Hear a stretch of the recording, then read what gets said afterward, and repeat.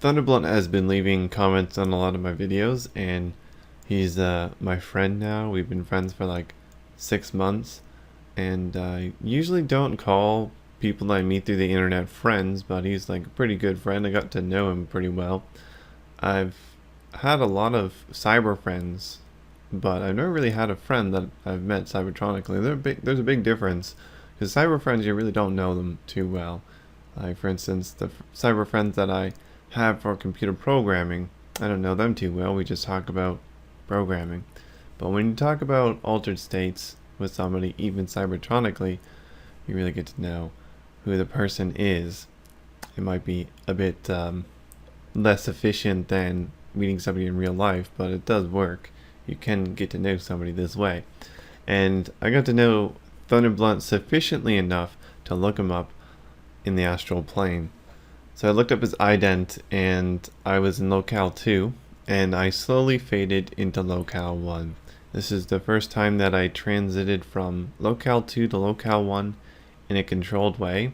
I've always had a hard time getting back consciously to locale 1, and this is a pretty valid way of doing it, is looking up the ident of somebody who's in their physical body.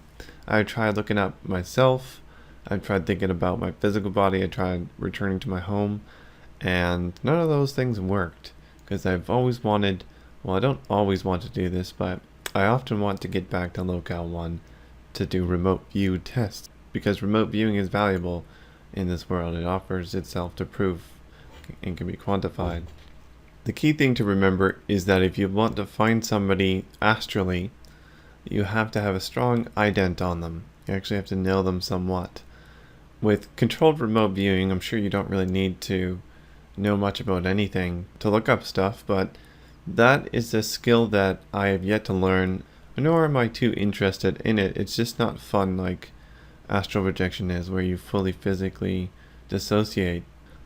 So I won't be waking strangers up into the astral world. It's not really good use of my time. I have other people that I need to wake up, people that I know is not going to freak out and such, and I really can't find strangers either, so I don't know how that has arisen on my channel, but I simply cannot wake up strangers.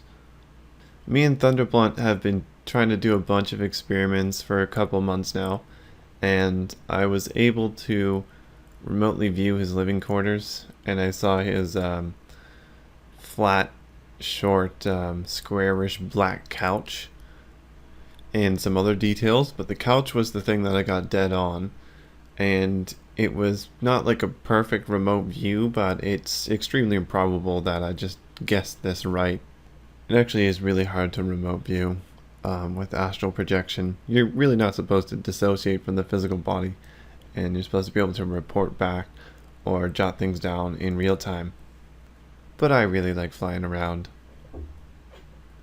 We've been trying to do experiments for 2 months, and that's pretty good considering I live with my parents still, and they have become extremely disruptive.